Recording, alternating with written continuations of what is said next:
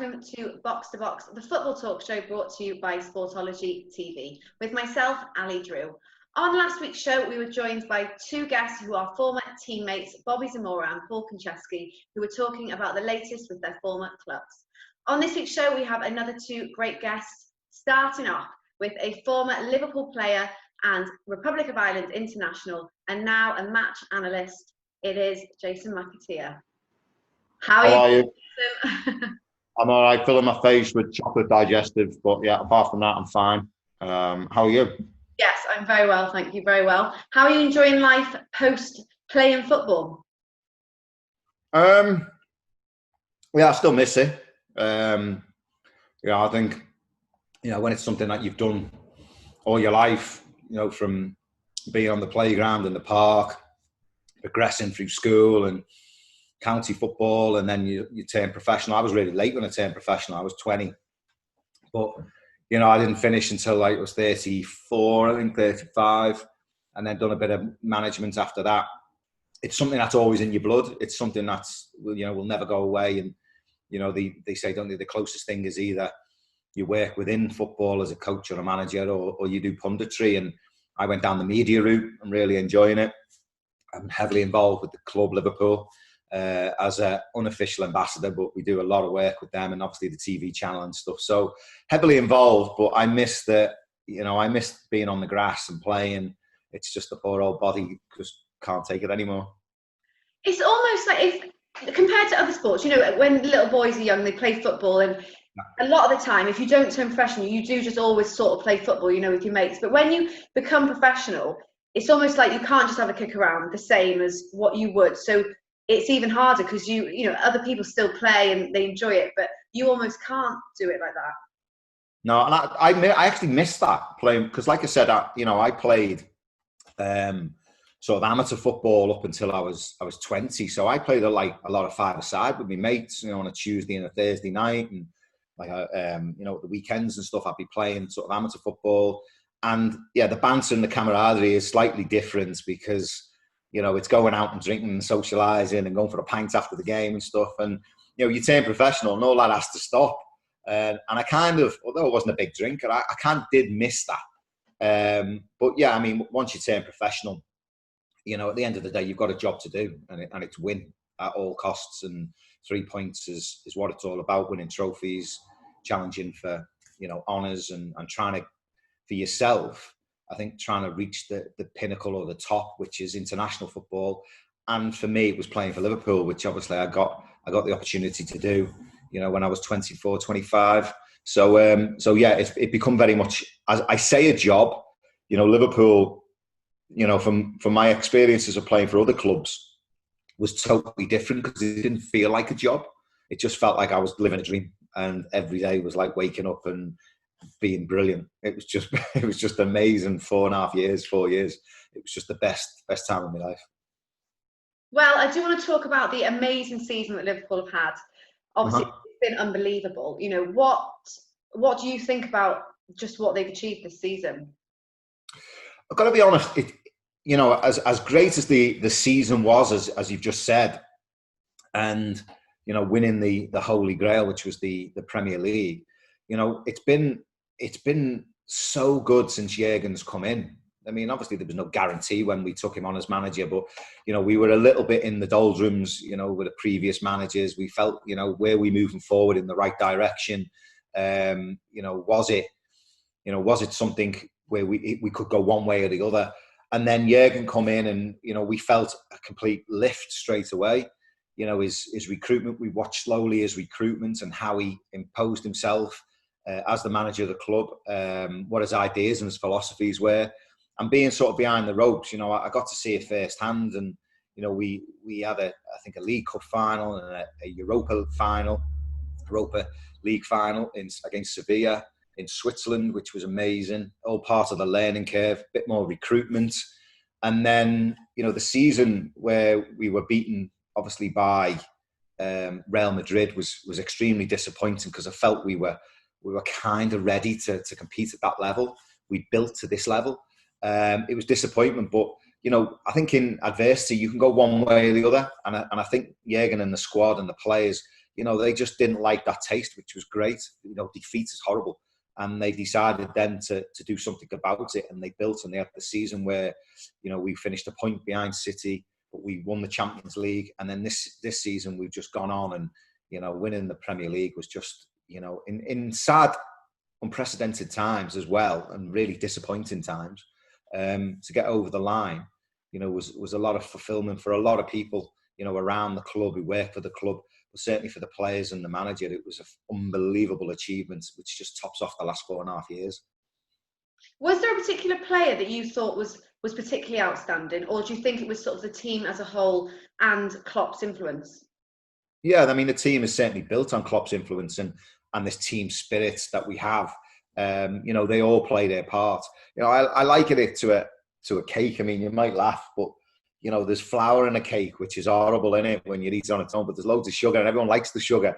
And I always think the sugar is like the Mane and the Salah, and the flour is a bit like your Fabinho and your Henderson and them kind of players who roll the sleeves up and get their hands dirty. And they're not everyone's cup of tea, but you need them. You need them in the team. It's like cake. A cake needs flour. And, you know, I just think at times, certainly over the 4 seasons, there's been different players that have stepped up at different times and plus through it, you know, at moments where we may be 1-0 down or winning 2-1 and we're going to hang on, or, you know, we pull it back and end up winning or drawing. Henderson's played a massive part of that. I think the signing of Alisson and Van Dijk was, you know, crucial at that time. 2 great signings. But I think, you know, Salah's season where, you know, he scored a lot of goals and contributed assists and was the standout player. You got to hold your hand up and say he stood out. But this season, I think, you know, when he hasn't really been on form, I think it's been Mane. I think Mane's really stepped up to the plate and delivered when we've needed a goal or we've needed something out of nothing, bit of magic. He's been the player that's sort of done it for me. But overall, I mean, my player of the season was Jordan Henderson. I just think what he did as a captain, his leadership qualities, what he did behind the scenes, in the dressing room, you know, day-to-day training. You know, without him, you know, Liverpool wouldn't have won the league. It was simple as that. Well, talking transfers, obviously we don't know anything yet, but Liverpool are interested in Thiago. His contract is out, I think it's up in the new year, isn't it? And so I think maybe there's a bit of discussion about whether they should sign him now, wait until his contract's up. What do you think about that? Should they wait or should they sign him at all? What's your thoughts on that? Well, you know, FSG's business model is different to an Abramovich at Chelsea, or even the owners of Manchester City, who really have an open checkbook, who can, you know, write a check for X amount of money and venture into the market and buy who they want there and then. Liverpool's is obviously different. You know, there's probably a blueprint that Michael Edwards and Mike Gordon and Jurgen will probably sit down and follow sort of a criteria of age, you know, where they are in their career, what they can add from a football side of things, sell on value. You know, from a playing point of view, Jurgen will look at maybe injuries, how many games he plays, minutes on the pitch, and basically influence in the dressing room. You don't want a player coming in who's a bit of a big-time Charlie who's going to disrupt something. Or Thiago looks, you know, like he ticks a lot of boxes. The ones he probably doesn't tick for FSG is his age, sell on. But sometimes, you know, you've got to look at the whole package and think, am I getting a really good player for a really good deal? And like you've just said there, you know, he's running his contract down. He's out of contract shortly. He'll be a free agent worth nothing to Bayern Munich as he can leave. They might sort of think, well, we might take a token, you know, transfer fee off Liverpool. Liverpool can pay him X amount of money wages because there's no real transfer fee as such. And, you know, you might get something out of him for 2 years. We've lost Lallana. Shaqiri is sort of a bit of an impact player. You know, he's decent cover, although he might want to play maybe more than what Jurgen might think. Does he fit into the way Liverpool play? Yeah, he does. You know, he never gives the ball away. He's very consistent with his performances. We've seen last night him pulling strings in Champions League finals. Arguably the best player for Bayern Munich. I think he would be a decent signing for a couple of seasons. My worry is, you know, Liverpool's recruitment, you always have to evolve. You can't go with this 15, 16 players. You've got to look, you know, you're 23-year-olds, you're 24. Yeah, we've got some great kids coming through, but we've also got to venture into the market and secure the future of the club and the way we're moving forward. And I'm sure Jurgen will do that if the right player becomes available at the right price. Jadon Sancho will probably be the perfect example of that. But, you know, I think Borussia Dortmund won 100 million for him. You know, teams aren't just going to pay that. Because on top of that, it's probably 100 grand a week. Yeah, 108 million, I think they said. Yeah, I mean, teams just haven't got that in the current climate. But I don't know whether a lot of teams would part with that kind of money anyway for Jadon Sancho. You know, maybe 60 with a player thrown in, going the other way. Maybe that might be the way a deal is constructed. Whoever needs him, I have to see him as an ideal player. Sort of what I was mentioning before, that young player coming into Liverpool who's gonna, you know, push Salah, push Mane, push Firmino, and play a lot of games. But also, there's a longevity in his future at the club. Is there any other positions? Obviously, Thiago's midfield, but is there any other sort of positions that you feel like Liverpool could strengthen, maybe in depth? As in, they've got a good base, they've got a good team. You can't do every position really is good, but do you think they need to back up the sort of certain positions so that if someone gets injured, then they've got a good backup? Do you think there's any particular positions that would benefit from that? Yeah, I think it's a good question. It's always a intriguing question, really, because you think, like, you know, for Liverpool, you know, the best team in the world at the minute, winning everything. You got to think, as a footballer, would you want to go there? You know, because I'm thinking, like, you know, am I going to play? If they were coming for me, I'm thinking, how am I going to get in? You know, you need a bit of luck with an injury. You know, can I sustain playing in the team for a long period? Because Jurgen's got his real first 11 now. It would be very, very difficult. But then again, you've got to believe in your own ability, haven't you? And think that you can. You know, the areas you probably mentioned in there that you probably could strengthen. We've just ventured into the transfer market and signed Tsimikas from Olympiacos. He's coming in as a left back for cover for Andy Robertson. It sounds like it's a good deal. Again, ticking all the boxes with age, maybe possibly sell on, but also he's played a lot of football. He's got quite a bit of experience. He's very young as well. He's going to push Robertson, and competition for places is always great as well. I'd like to see, I think Ryan Brewster coming back from Swansea, having scored 11 in 22, he'll come back with plenty. Not that he struggles with confidence anyway, Ryan, but he'll come back with a bit more of a swagger in his step. I'm sure he will. And I think he's going to push Origi for being that player that Jurgen turns to the bench and looks at and thinks, who can change, who can affect the game. I think he could push Divock Origi now as being that player where Jurgen thinks, go on, I'm going to give you a go. So that's good. What other area? Keepers were fine. Probably losing Lovren might leave us slightly light at centre-half.